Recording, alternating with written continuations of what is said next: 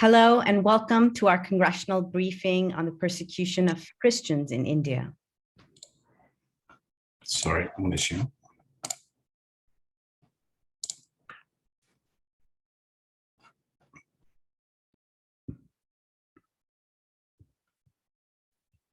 Okay. Assalamu alaikum. My name is Hannah Zuberi, and I'm the Director for Justice for All's DC office, a human rights organization based here in our nation's capital, Washington, DC. India's Christians are the country's second largest minority group after Muslims. At 2.3% of India's 1.3 billion population, they constitute a robust and diverse community of about 3 million. The presence of Christianity in India is almost as old as the religion itself. Just as with Hinduism, the faith of India's majority people, and Islam, Christianity too has followers across the country. For years, they've been subjected to attacks, including physical violence, by majoritarian supremacists adhering to the ideology of Hindutva, or Hindu nationalism. Under the rule of Indian Prime Minister Narendra Modi since 2014, such attacks on Christians and on Muslims, just as we've covered Muslims in the past congressional briefings, have grown exponentially. What is shocking is that while most of the direct physical attacks are on priests, congregants, churches, and the Bible, they come from vigilante groups made of non-state actors.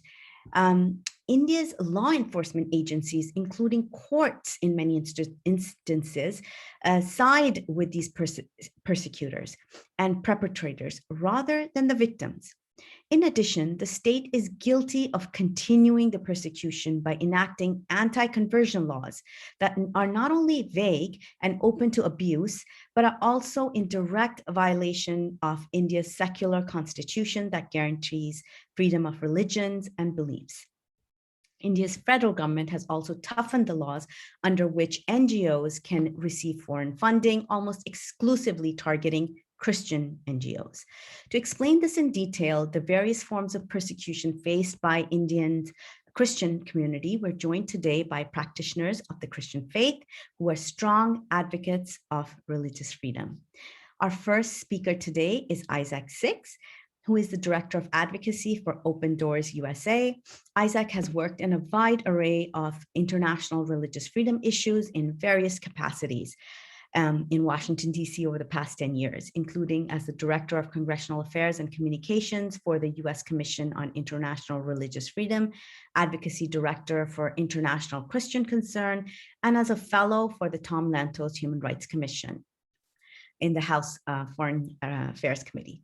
He's traveled widely all over the world and has instituted new projects to assist and advocate for those survivors and their communities. And he's facilitated hundreds of meetings and events on Capitol Hill on behalf of communities facing religious freedom issues. So I invite Isaac to the panel. Thank you so much. I appreciate that introduction, and apologies, the name is incorrect on the screen here because I used a different link to connect, but yes, so I'm Isaac Six with Open Doors USA, and it's an honor to be able to start this panel off. First, I'd just like to say thank you to the Indian American Muslim Council, Ajit, and others for hosting this. It's such an honor to be hosted by you, and I think such an example of interfaith cooperation on religious freedom issues, and it's wonderful to see. I hope that we can reciprocate and help advance and work together on so many of these things. So I'll be very brief, I hope, with my introduction and just sort of lay the groundwork from our perspective. First, I want to recognize as an outside observer just how complex and multi-layered India is as a nation. India is politically, culturally.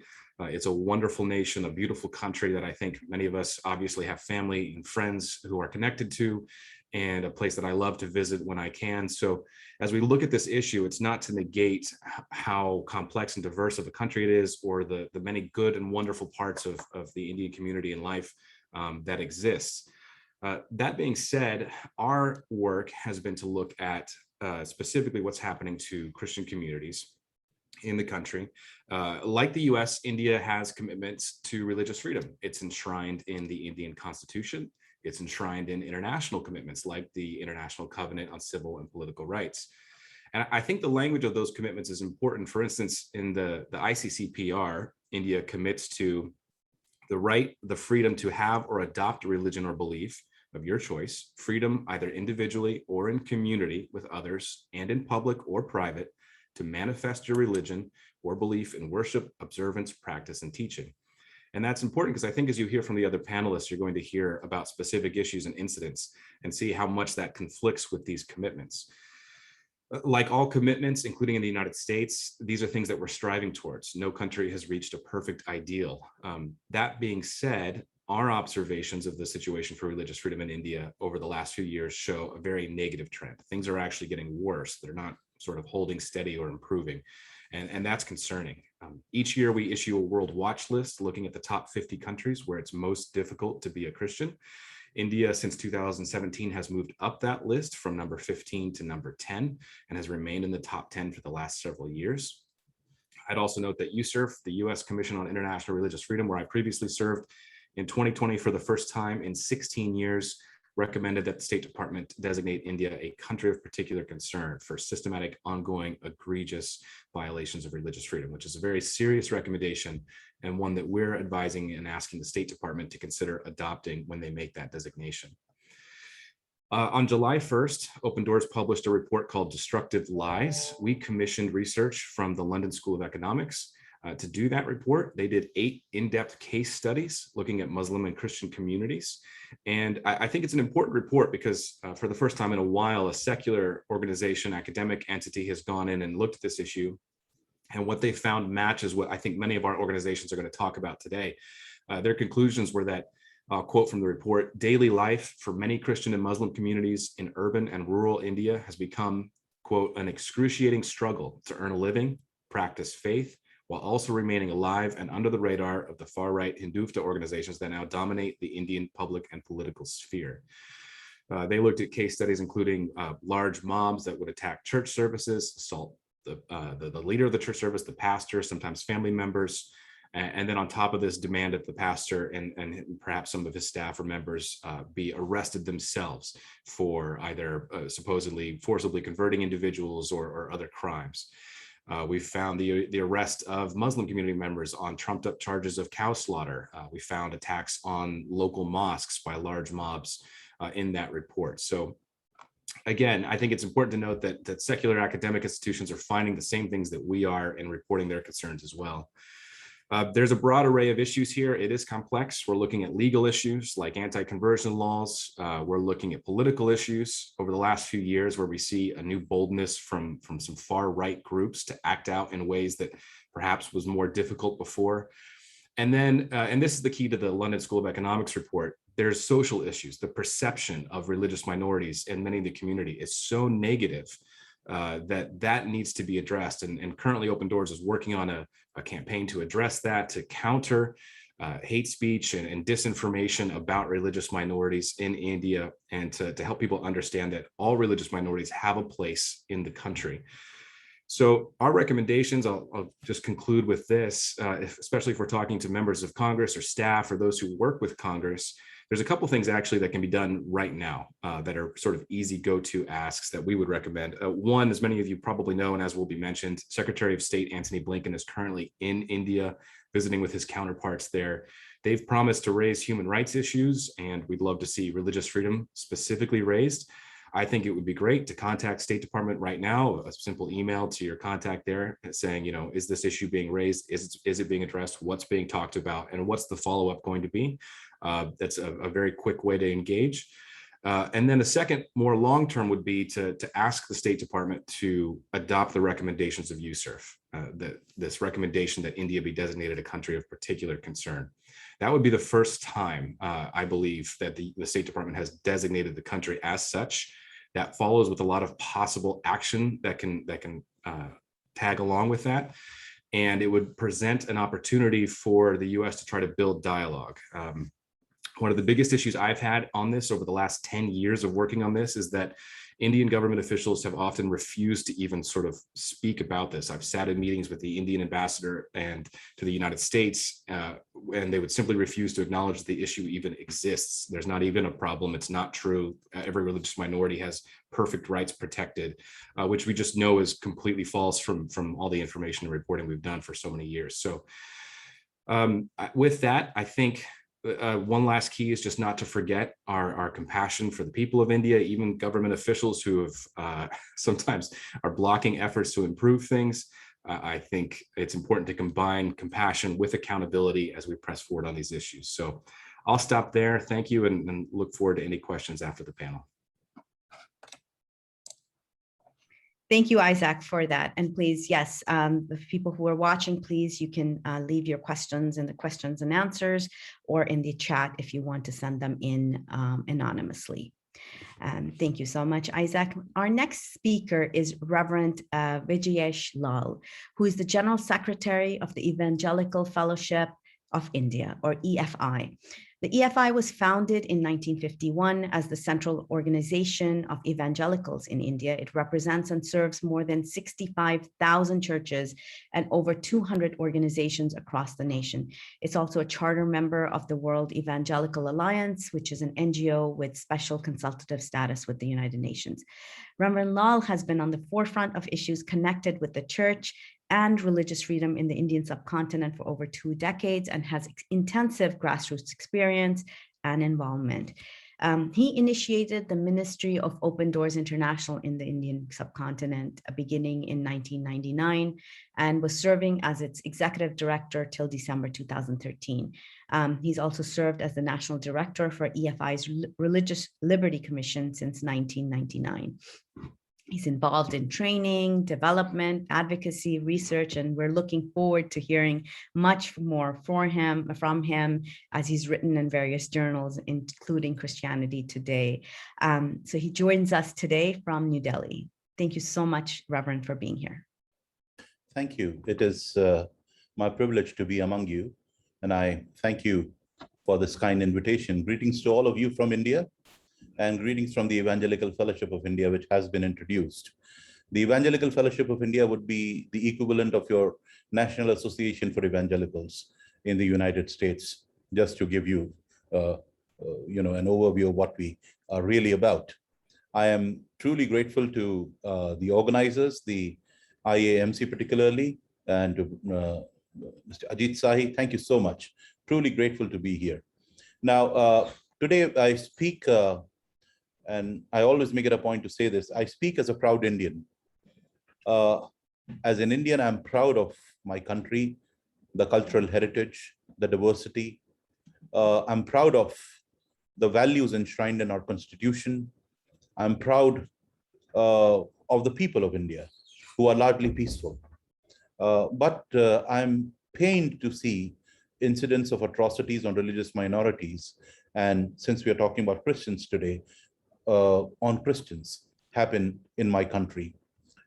It's painful, Isaac spoke about the CPC. It's painful to see India recommended for CPC. I was having a conversation with some people, and one of the questions that was asked to me by a senior political leader whom I shall leave unnamed, he said that when you speak about atrocities on Christians, it hampers the image of India. My question was very simple. What hampers the image of India? The fact that these incidents happen or the fact that they are reported? So it's painful to see India recommended for CPC, but I truly hope that these incidents would stop, the targeting would stop, and India would gain its rightful place by upholding the values in the constitution. It's painful actually to see people being targeted on the basis of their religion or their faith anywhere in the world, whether it be US or India. But the Indian situation, Isaac spoke a little bit about that. You have to see, in order to understand what is happening to the religious minorities in India, and in this case, the Christians in India, you have to see what is happening to the country as a whole. It has to be seen in the context of that. As of now, fundamental freedoms are threatened.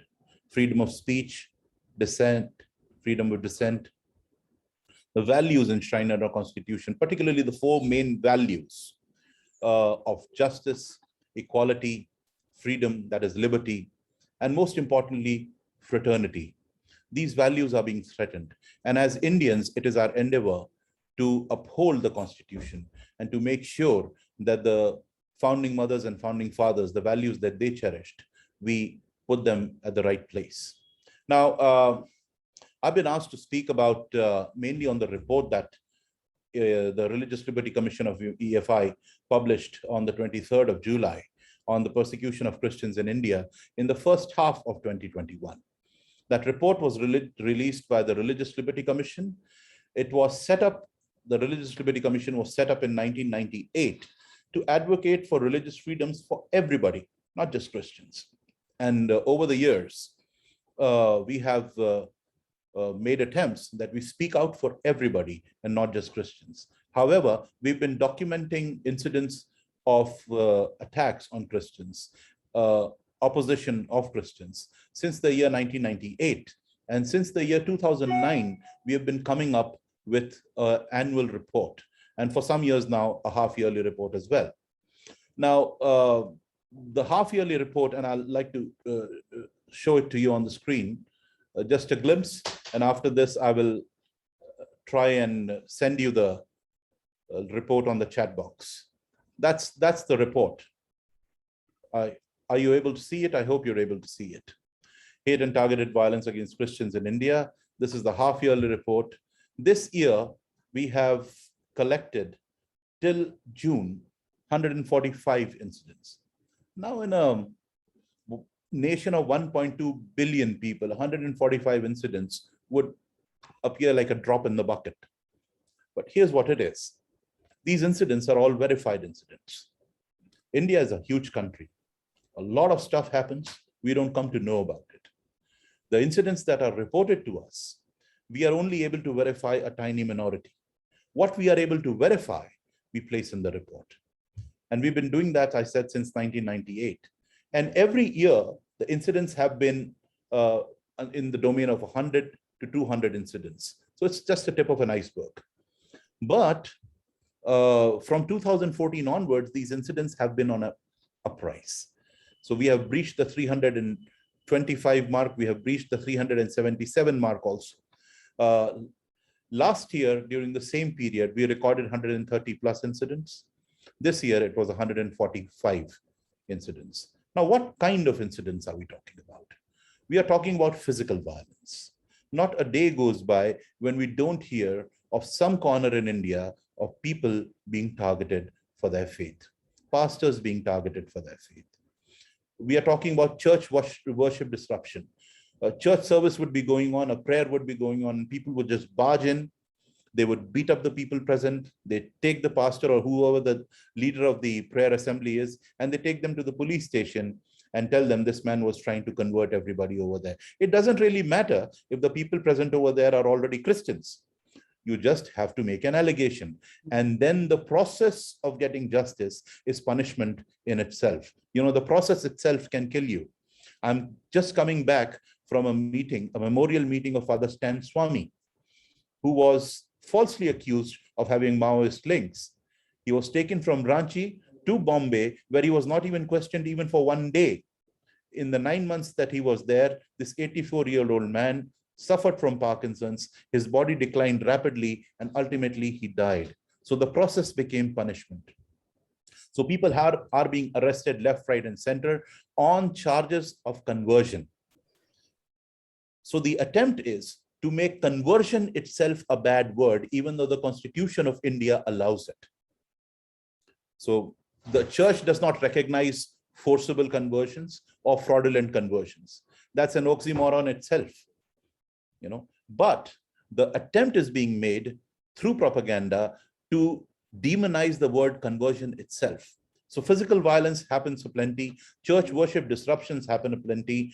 You know, when persecution started systematically during the late 1990s, it became difficult to preach outside your church. So Christians were told, now you can sit inside your church and do whatever you want. But soon attacks started happening on churches. And now attacks have started happening in families. A couple of years ago, this was not this year or even the year before that, I think it was 3 years before, evening 10 o'clock, a Christian mother is putting her babies to bed and praying with them just before putting them to bed. Suddenly the police comes in asking for her husband. Husband is a pastor, he's not at home. And the police tells the children and the mother, what you're doing over here is anti-national. Last year, a college-going party, a send-off party is happening, and they are celebrating the educational accomplishments of a girl who was the first one from her family to go to college. And they are organizing a send-off party for her. The police comes in, and all of a sudden, take everybody to the police station, and the charges are that you are engaging in religious conversions. So this will kind of give you an accurate description of what is happening. Now, there's a lot of social boycott happening. So physical violence, church worship disruptions, and social boycott. This is particularly happening in tribal areas where the RSS, which is the mother ideologue of the BJP, the main ideologue, advocating for Hindu nationalism, the RSS is hyperactive in tribal areas and trying to fracture the tribal society between Christian tribals and non-Christian tribals. Christians have been tribals for over 200 years and no problems existed. But now you have instances of social boycott, Christians being told you will not be able to take water out of the village well. Christians being told that you are not allowed to take food from the ration shops. Christian being told, if you don't deny your faith, there is no place for you inside the village. In fact, as I speak to you right now, there are about 25 families in Odisha living in jungles because they've been chased out of their villages. And then you have structural persecution. There is a physical side of it, and then there is a structural side of it, where laws are being used to stifle the community. So Freedom of Religion Acts, ironically, they are called that. We popularly know them as anti-conversion laws. Anti-conversion laws are being used against Christians in a major way in the 8 states where they are currently in force. The proposal is to have a national anti-conversion law implemented. That would not be so easy. But the irony is, in states where there is no anti-conversion law present, it is deemed to be present, and Christians are being targeted. All you need to do is very simple. Just put an allegation, he or she tried to convert me, and then they'll be grappling for the rest of their life, trying to prove themselves innocent in the process, and the process becomes punishment. Now, I'd like to say just one last thing, and then I'll stop. But the biggest structural discrimination has happened against the Christian Dalits and the Muslim Dalits. That is huge. That is huge. When India got independence, our founding mothers and fathers gave certain privileges and rights to Dalits, to people who in India we call the scheduled caste people, who have been oppressed for centuries together. They got some affirmative actions as reservations in jobs, educational facilities, political seats, so on and so forth. But the first presidential order in 1950 took that away from everybody except Hindu Dalits. Over a period of time, the Sikh Dalits and the Buddhist Dalits got those rights, but the Muslim Dalits and Christian Dalits are still don't have that right. A case has been going on in the Supreme Court now for over 15 years, and the governments have not responded to anything. This is a denial of freedom of faith, bigger than China, bigger than anywhere in the world. So this is how laws are being used. The Juvenile Justice Act is being used in a way that is discriminatory against, and there are many instances in which it has been used against Christian orphanages. One such case is going on right now. I don't have the time to tell you. I am hopeful that the global community would take notice of this and would speak up. Religious minorities are being targeted in India. That's a fact. It's a sad fact, but it's a fact. Our Muslim brothers and sisters face the brunt much more than we do, but we do face it too. And I hope the global community will start talking about it. I want to end with a note of hope. This pandemic has been very cruel, but in the pandemic, at least we saw people stepping up for each other. I hope that we have learned a lesson from the pandemic, that we would look after each other. We would realize that we are all Indians and we need to take care of each other. If that doesn't happen, it would be a shame. I'm hoping that fraternity would prevail. Thank you.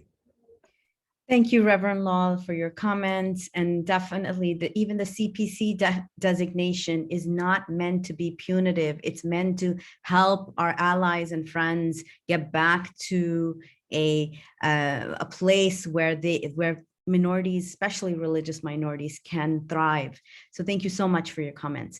Our next panelist is Reverend Peter Cook. He serves as the executive director of the New York State Council of Churches. He's a dear colleague. The council represents 7,000 congregations across the state of New York. And prior to serving on the council, Reverend Cook served as a senior minister at First Congregational Church in Burlington, Vermont, and the Plymouth Church in Framingham, Massachusetts. He was also the pastor of the St. John United Church of Christ in Illinois. Reverend Cook has a great story, a horrific story, but a great story to share on his own journeys to India. But I'm going to hand it over to him right now so he can get started.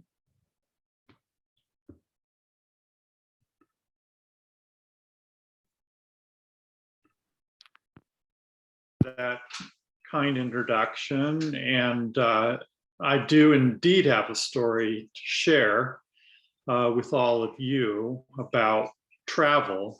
In the fall of 2018, I worked with the Reverend Dr. Gideon Jebamani to plan a trip to India, and together Gideon and I recruited 10 eager travelers from Tennessee, New York, and Oregon to join us for this trip, where we would see different sites representing different religions, meet with friends in the Church of South India and the National Council of Churches, and also meet with leaders of various institutions like schools for children, a seminary, and other charities to learn more about their history and the communities they served.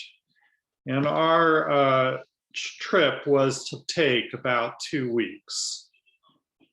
After we obtained visas, however, we all boarded planes for the long journey. Three of us managed to get into the country.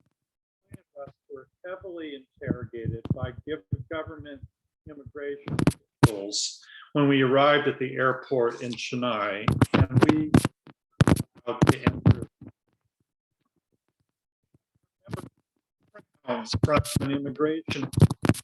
Peter, we're having a little bit of hard time hearing you. Really? Can you hear me now? Yes, that's much better. Thank you so much.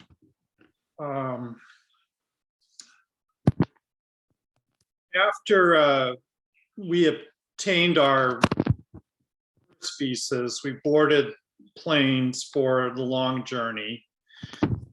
While 3 of us managed to get into the country, 9 of us were heavily interrogated by government immigration officials when we arrived at the airport in Chennai, and we were not allowed to enter the country. I remember getting frowns from an agent when I said we came at the invitation of the Church of South India. Note to self, never be an immigration agent if you're going to India. And one of our participants, after an hour of intense questioning, was told directly that Christians were not welcome in India.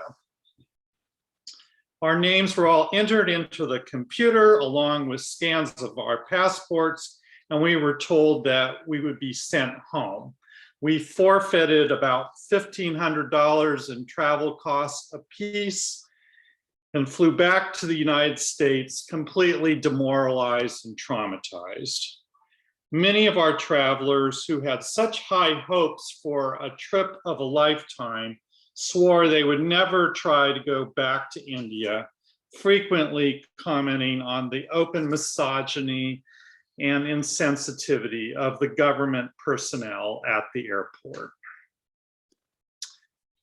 After I returned, I learned that Christians and other religious minorities get bounced out of Indian airports all the time, some say on a daily basis. This happened, for instance, to the presiding bishop of the ELCA, who went to the country to celebrate the 500th anniversary of the Protestant Reformation. I met several times with the Consulate General in New York. He was very nice and basically instructed me on how I could re-enter the country without incident, which I actually did do in 2019 following his instructions.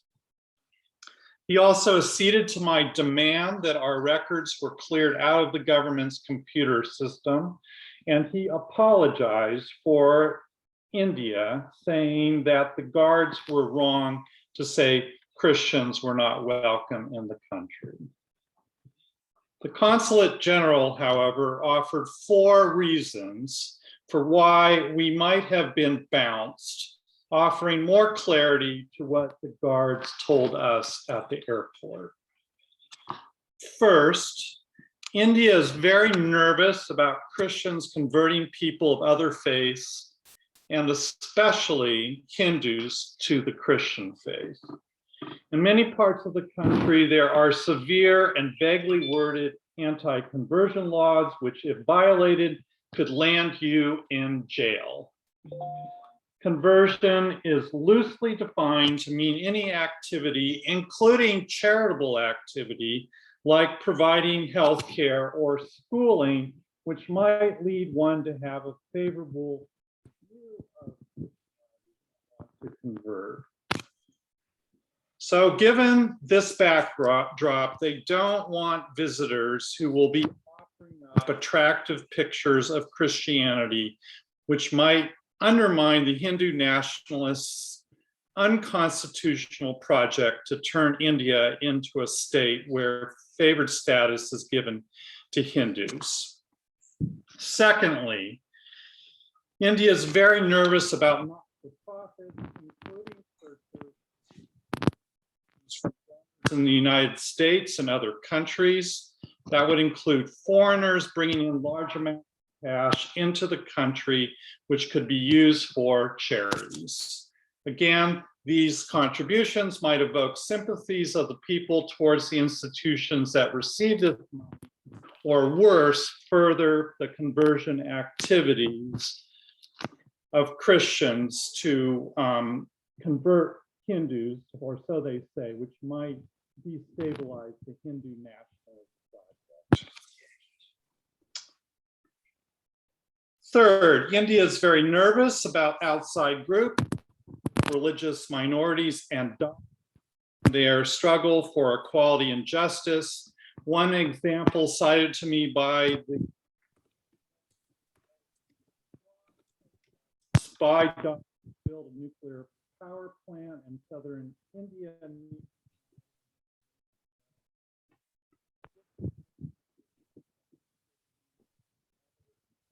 We've lost your voice again, Peter. Can you hear me now? Yes. Sorry. India is nervous about outside groups siding with religious minorities and Dalits in their struggles for equality and justice. The argument goes that these Dalit protesters were supported financially, politically by outside groups. And a recent example would be how Amnesty International's India affiliate was shut down and bank account frozen for their advocacy for human rights in India. And finally, the gospel message of inclusion, where in Paul's words, there is no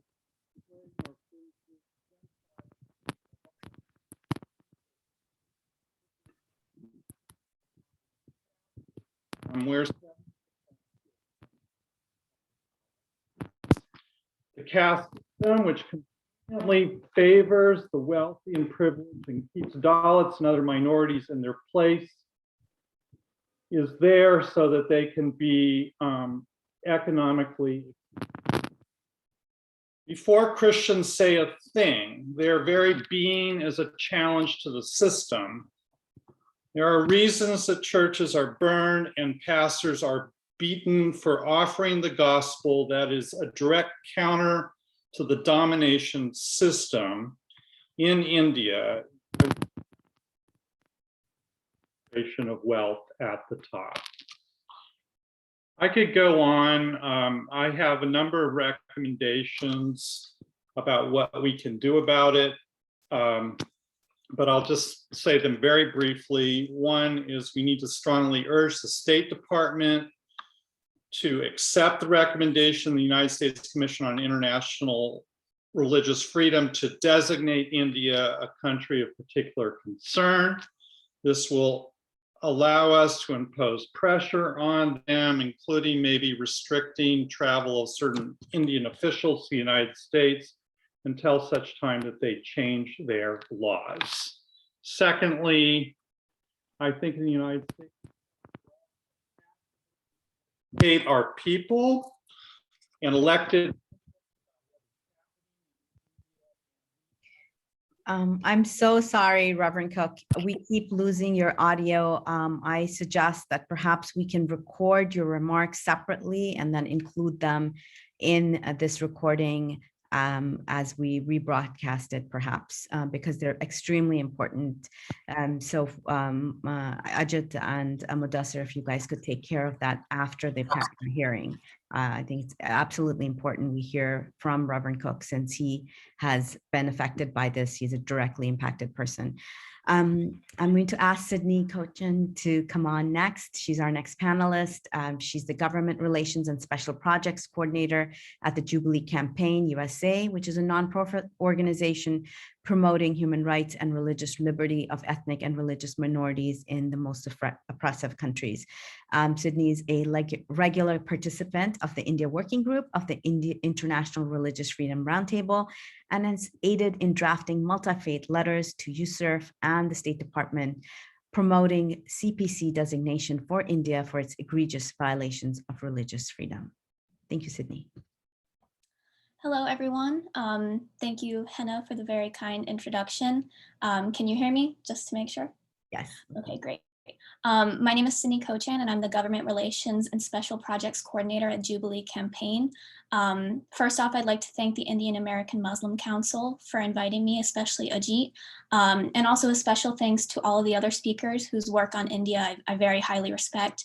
In fact, I find myself reading the International Christian Concerns and Evangelical Fellowship of India and Open Doors articles on a daily and weekly basis because they provide the most updated information on India.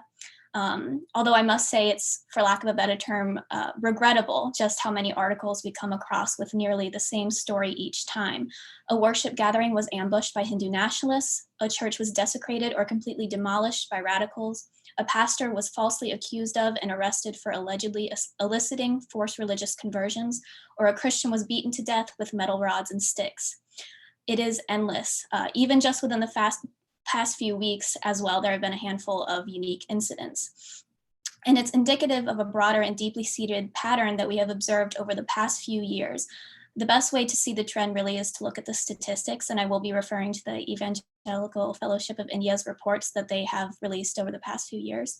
In 2019, there were a total of 366 incidents of violence, harassment, intimidation, or arrest of Christians in India. In 2020, there were 327 cases, and in just the first half of 2021, there have already been 145. Keep in mind that there has been absolutely no decline in the number of incidents amidst the COVID-19 pandemic compared to recent years. Despite lockdown measures designed to keep people inside to mitigate the spread of the coronavirus, Christians were still targeted in violent attacks both in public and, as has been seen more recently, in private. Clandestine house churches and prayer meetings within the safety of the home have increasingly come under fire by Hindu nationalists. There are a few other points I would like to make regarding how COVID-19 has exacerbated the situation of religious persecution in India before I move on to the rest of my statement. As has been observed in other nations as well, religious minorities in India, including Christians and Muslims alike, have been scapegoated as super spreaders of the coronavirus, and they have been the subject of many hate campaigns. Acts of misinformation, posts on social media, politician remarks have used slogans such as Corona Jihad and lockdown cheats to falsely blame Muslims for the worsening COVID situation in India. At the same time, Christian funerals and burials in particular have been interrupted and suspended by Hindu nationalists on accusations that the bodies would, quote unquote, infect the neighborhood. A 2021 survey conducted on 2,100 residents in Uttar Pradesh found that 93% of respondents saw foreigners, namely religious minorities, as the responsible party for India's COVID-19 catastrophe. Just last month, a Christian doctor in Madhya Pradesh was suspended from her job and faced criminal charges for telling her patient that she believes that Jesus heals. We see the same thing happening to Christian COVID aid workers who are being baselessly accused of using their work to deliver assistance as a means to forcefully obtain religious conversions. In January, for example, a Christian and 3 other aid workers were arrested in Uttar Pradesh under false allegations that they were offering money in exchange for religious conversions. It is no coincidence that I've mentioned the states of Uttar Pradesh and Madhya Pradesh quite a few times already in my remarks with regards to specific cases. These Indian states, alongside Chhattisgarh, Jharkhand, and a handful of others, are those which have enacted their own regional legislations, which are ironically called the quote-unquote Freedom of Religion Acts. These laws claim to tackle acts of force and fraudulent religious conversion. In reality, however, they are misused to falsely accuse individuals engaging in peaceful Christian evangelism of using coercion or threat to cause others to change their religion. In essence, these are anti-conversion laws, and they directly contravene Article 25 of the Constitution of India, which guarantees the right to propagate religion, as well as Article 18 of the International Covenant on Civil and Political Rights, which classifies religious conversion as a main component of religious freedom. Under these laws, Christians and other religious minorities can be immediately detained on mere accusations and without even the most rudimentary of investigations, such as is the case of the doctor and the aid workers I previously mentioned. We can see a pattern of coordination and impunity between non-state and state actors. A Hindu nationalist mob will disrupt a prayer meeting or worship gathering. They will then accuse the individuals conducting the meeting of forcefully converting attendants or the entire community to Christianity, and police will arrive and swiftly arrest the accused, all before they release them when no evidence of coerced conversions could be produced. This collusion between state and non-state actors also extends beyond just the implementation of anti-conversion laws. In instances where Hindu nationalist mobs have violently attacked Christian minorities and where evidence of injury and motivation are present and recorded in first information reports, police have been reluctant to register these legitimate cases and take action to punish assailants. In February 2021, a group of Christians was viciously attacked by Hindu extremists and had to spend time in the hospital recovering from their severe injuries. Instead of arresting the attackers, the Jharkhand police filed charges against the 12 attacked Christians and arrested 3. In mid-April, Hindu nationalists brutally attacked 2 Christian men and a Christian woman, but when police arrived, they were able to evade arrest by claiming to authorities that they had not committed a murder or major crime. If one wants to understand how such crimes can be committed with impunity, they need to look no farther than the ideology of the ruling BJP and the statements made by high officials and local authorities in BJP-led states. The BJP touts the Hindutva ideology, which seeks to emphasize the superiority of Hinduism, to define Indian culture according to Hindu values only, and to reject quote unquote foreign religious influence.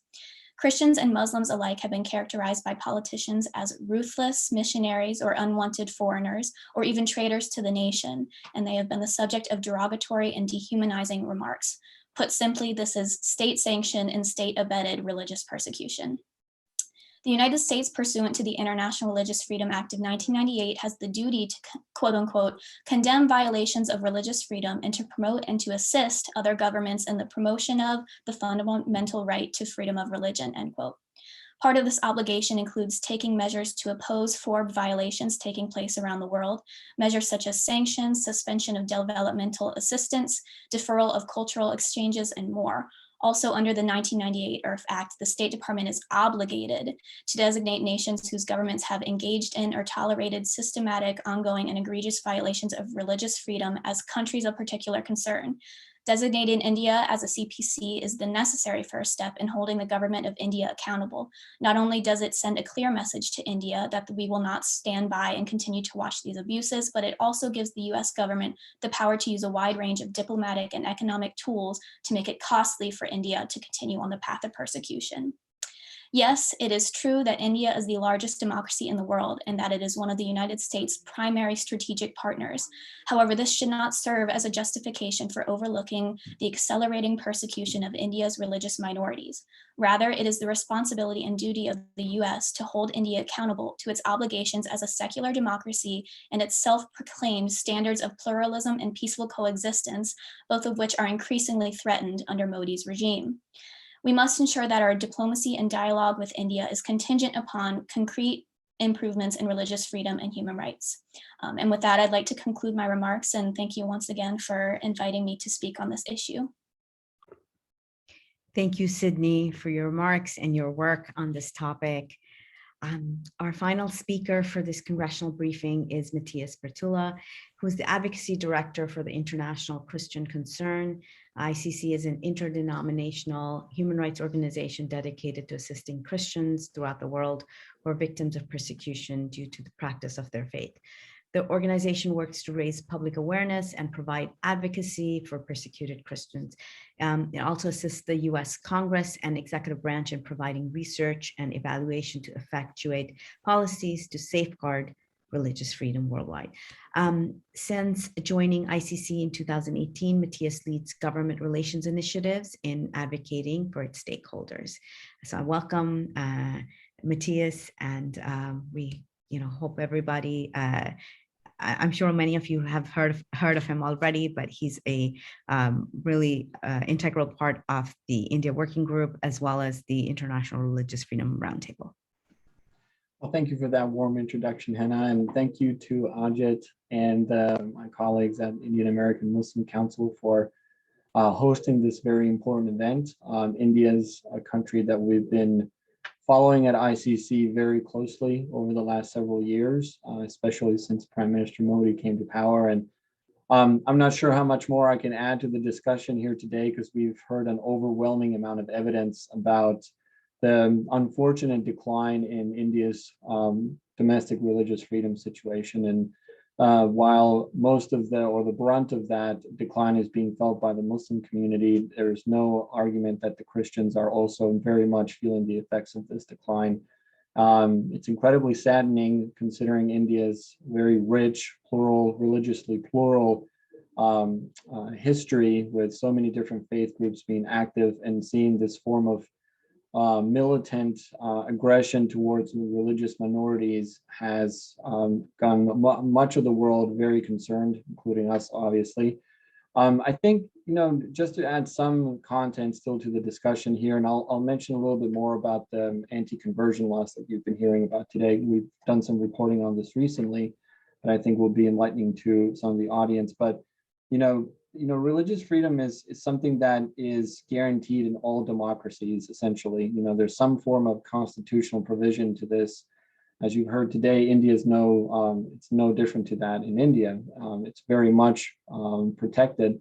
But when we see militant ideologies like Hindutva and being propagated by organizations like RSS, the VHP, even in political parties like the BJP, which is Prime Minister Modi's party, of course, that is a note of concern. And when you have legitimate organizations like the United States Commission on International Religious Freedom that does excellent work on reporting these facts, that should raise concerns, especially within India, to take a strong look at themselves on how they are missing the mark in the religious freedom front. And it is incredibly important for the political leadership of that country to condemn these attacks publicly and condemn this decline, and take concerted steps and intentional steps to safeguarding India for all Indians, regardless of their religious affiliation. We want to, one point on the you've heard the country of particular concern label being mentioned several times here, which all of us are advocating that India should get it. And that's not because there's some sinister agenda to have a CPC designation for India. It is because the facts commanded, the facts and the realities of everything that you've heard today, there is no other option but for the United States Commission on International Religious Freedom, USCIRF, to make that recommendation to the State Department. That's not something that any country should desire to want. In fact, it should be a wake-up call to that country, their political leaders, and so on, civil society, and if any person of influence and no influence to start taking this seriously and understand that this is not the direction that you want to be heading into. The United States is a strategic ally to India, and it is the largest and the oldest democracy. India and the United States working together should be safeguarding these values for everyone. That's not to say that the United States is perfect by any means. Of course, we have our issues, but we need to also be willing to receive correction from our friends when there is need for correction. And I think that's true for the US-India relationship here. And that needs to be taken seriously. The one portion I'll still mention to this, which is obviously India and the US share a very special relationship, part of Quad, Japan, Australia, India, so on. There is strategic interest that the United States plays in the region, obviously when it comes in terms to the China containment policy and so on, all of which must be taken very seriously, and the relationship should be guarded, obviously, but that doesn't mean that we cannot call our friends out when they need to be called out, including ourselves. And I think that's important. And, as I've kind of already alluded to before, the CPC status is not something that we want to be, that's not a status that a country should stay on. It is something that should encourage them to make the steps forward away from it. That's why we believe that it's an important tool. We believe that the Biden administration should make that designation. It's already concerning enough that USCIRF feels the need to make this recommendation to the State Department. A recommendation, I'm not speaking on behalf of USCIRF here, but I'm sure is not made lightly. There has to be overwhelming evidence that supports that decision before the recommendation is made. One more thing I'll mention in terms of ICC, we've recently done a specific study on anti-conversion laws that you've all heard about here today. We did the study in the state of Madhya Pradesh that recently passed this law in January of earlier this year in January. And we just monitored the situation in that state on how that law, the passage of the law, had affected the Christian community in Madhya Pradesh. It's extremely worrisome to see the rise amid COVID lockdown conditions, the rise in attacks that we've seen against Christians, against churches, and against different Christian organizations on the ground, and something that should raise alarm with all of us, and only adds to the narrative that we're trying to say here that we need to see some change in India in this. The laws serve as a force of empowerment. They only undergird the climate of impunity when it comes to the attacks that you heard from Sydney today, from Sydney Kochan from Jubilee, shared about some of these atrocious attacks that Christians have faced.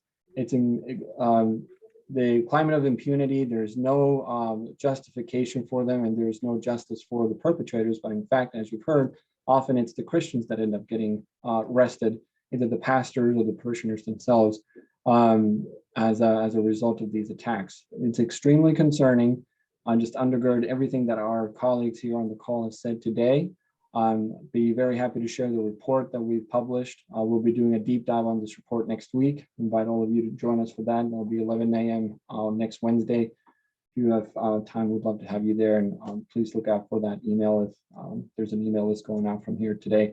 But just want to say thank you again for the opportunity to share these thoughts. And I hope that this has been an educational, but also a moment where we all kind of get a check in our spirits that we need to be paying closer attention to India and partnering with, encouraging them to make changes that need to happen. I'll also mention it was encouraging to see that Secretary Blinken's visit to India just this week. I believe he was meeting with officials there today.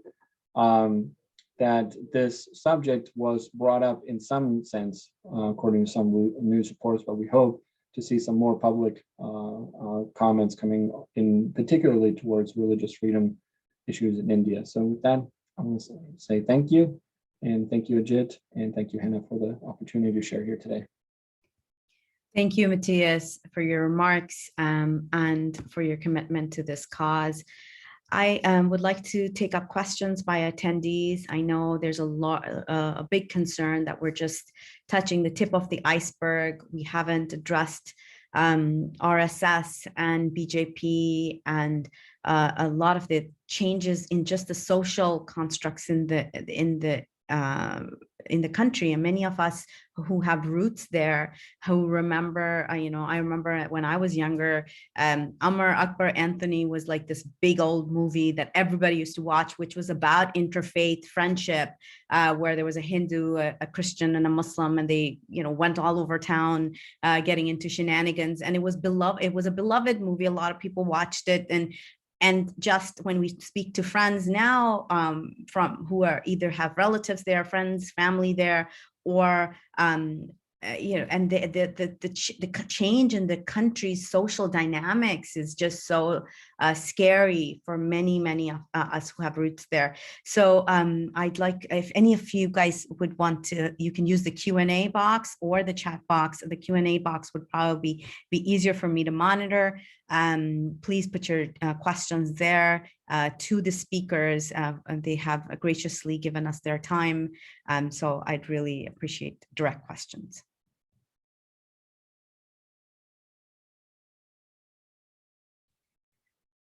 There was one question in asking, are there direct religious freedom laws? And I'm assuming that this is in India. The people are asking if there is in the Constitution laws that protect religious freedom. And perhaps the Reverend from India. Yes. Like to...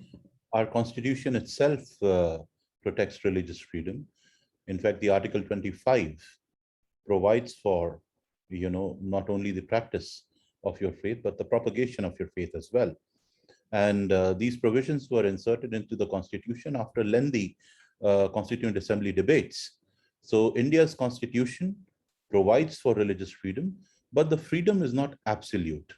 It is subject to public order and morality, which has not been defined. And at the same time, the Constitution, while giving religious freedom, providing for it, does not prevent states from forming laws that can curtail this particular freedom, because law and order in India is basically state subject.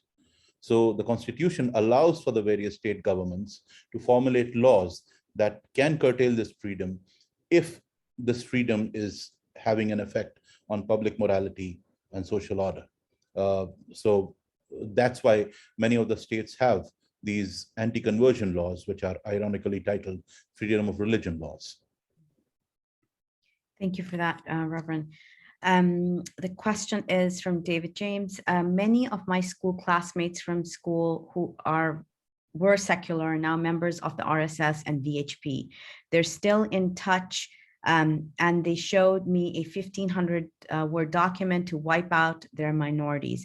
They say that there's no deterrent from the US or the UN, and that is why they may continue. So why can't we delegate the RSS or the BJP or the VHP as a special status that will put them in check? Matias, do you want to take on this? I believe the question is regarding the status of BJP or VHP as a entity of concern. Yeah, well, we hope to see that kind of a designation. They absolutely deserve it. I believe it was for some time. I haven't checked this lately, but there was even the CIA raised flags about the RSS on their website or in their archives. That was very concerning, and that's something that we've always pushed for. That's something we hope to see. We hope that more organizations and more activists, and especially more congressional leaders in the US and other political leaders, raise voice on this, especially because of the geostrategic interest that the United States shares with India.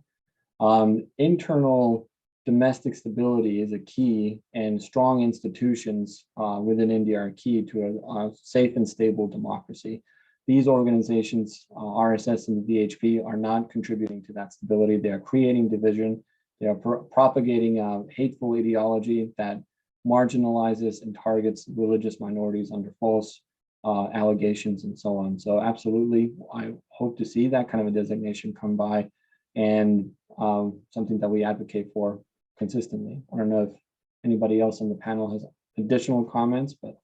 Yeah, I'd like to speak on the first part of it, wherein he says many of his schoolmates from school who were so secular are members of the RSS and the VHP. You have to understand that India has gone through a lot of polarization. Partition was the beginning of it, but the wounds were healing, and then 6th December 1992 happened, the demolition of the Babri Masjid. That kind of polarized India like never before. And since then, India has been sharply polarized on religious lines. Hate has become normal. One of the successes of Hindu fundamentalist nationalist organizations is that they have been able to normalize hate. I'll give you an example. When there were a lot of lynchings that happened a couple of years ago in India, just 2 years ago, there were a lot of lynchings happening, and most of the people who were being lynched were Muslims. 4 to 5 Christians were also lynched, but that was in the state of Jharkhand and nearby states. Now, when the first incident of lynching happened, that was Muhammad Akhlaq from Uttar Pradesh. He did not live very far from my house, only about 25 kilometers. And after that, I live in Delhi, so I use Uber, and we have the Uber equivalent of in India called Ola. We use them quite a lot. So I decided to question my cab drivers on the incident that had just happened. Akhlaq was lynched. People came into his house, lynched him, beat up his son as well. And the police came in, and they, instead of taking care of Akhlaq, they went to the refrigerator and took out the meat from there, which was alleged to be beef. And they sent the meat for forensic examination. So I decided to ask my cab drivers what they thought about the incident and what they thought about the killing of Akhlaq, which was grotesque, which was horrible. And to my surprise, 99% of them said it was good that he was killed. These were normal people. These were not fundamentalists. These were normal people making a decent living by driving a cab. That shows you how deep the hatred has seeped into the Indian society. And this is the main reason for worry. Because if people give in to hate, then there's just no stopping. That's why a lot of your friends who were secular now are, if I may use the word, brainwashed. And that's why they were able to show you that document. I don't know what that document is, but I am very worried for the normalizing of hate that has happened in India. Thank you so much for that reflection, Reverend. I'm going to just, I think we should wrap it up. Now it's been over an hour. I'm just going to go for that one last question that I believe Matias, who's also a member of the India Working Group, he wanted to make a comment. So I don't know how to give him permission to speak. So okay, go ahead, Mike. Well, it is so glad to hear the speakers bring very pertinent points to the talks here. I just want to add that Christianity is indigenous to India. It has been there for 1900 years, since 2nd century. And I don't know how the RSS guys say Christians do not belong in India because their holy place is in Jerusalem. That is a common talk. But Indian Christians are indigenous to India for 1900 years. What else did they want? We have to change that narrative somehow. And Also, we're proud of India's pluralistic heritage. For a very long time, India is one of the first countries in the world where several religions still function together cohesively. And unfortunately, since the new administration has been there, all that has been shattered to pieces. And I appreciate all the work done by Indian American Muslim Council and the affiliates with them. And I want to thank every speaker today. Thank you. Thank you, Mike. I'm sorry, I just wanted to give 1 minute to Islam Siddiqui. He's a former ambassador. If you were still on, if we could allow him to, he had his hand raised, I just noticed. Dr. Islam.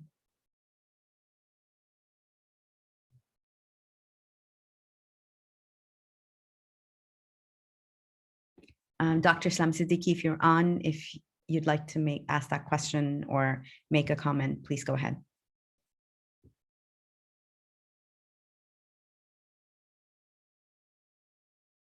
Okay, I think you might have dropped off by now. But definitely, there's another very pertinent comment made by Thomas Palithanam. There's definitely an increasing incidence of violence against Christians in India. At the same time, we notice that it's the poorer sections of Christians who are being attacked, and in places like Kerala, Goa, and Northeast, the attacks are fewer. How do we plan on addressing this intersectionality of poverty and religion? And this is true for Muslims as well and across other parts of the globe. That if someone would like to take on that, I think that's a very pertinent comment.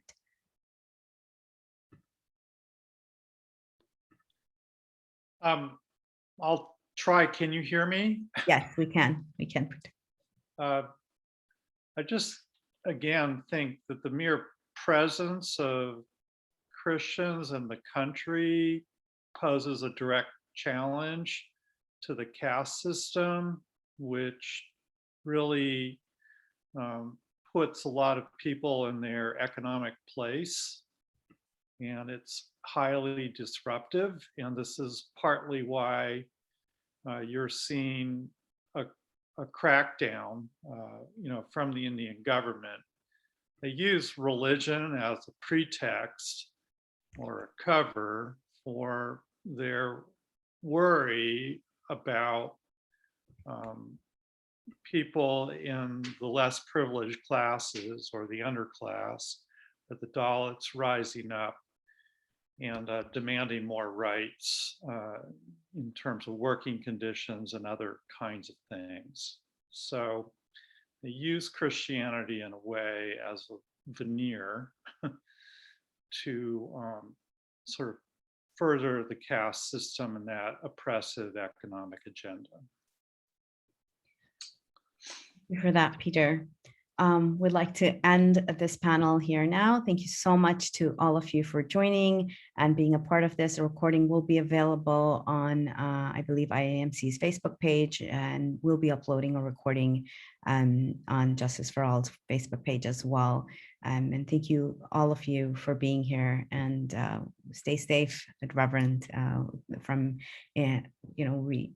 we're really worried about the situation there. So, and we're trying our best to do whatever we can here. So thank you all. Good afternoon. Have a great day.